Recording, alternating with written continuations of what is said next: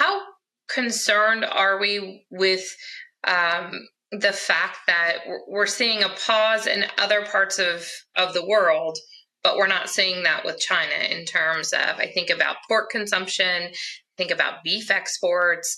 How worrisome is it that we're going to continue down this road with another global powerhouse? Well, I think it adds to the uncertainty for sure. Let's kind of start, I guess, with the first point, I guess, which is the direct impact. And China is a significant market on the beef side for us. It would be our third largest export destination. Now, for some perspective, in 2024, we moved, I think it was 1.6% of our beef to China. So, that certainly matters, but I think framing it that way may help a little bit as to how significant that market is. It absolutely matters, don't get me wrong.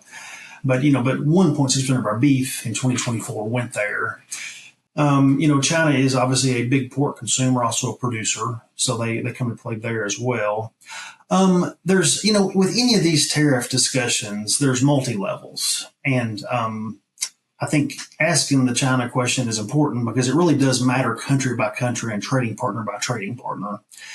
But, you've got the direct impact. How does it impact the flow of exports to that country, or in some cases imports from, which doesn't really apply in this case to the beef or hog markets.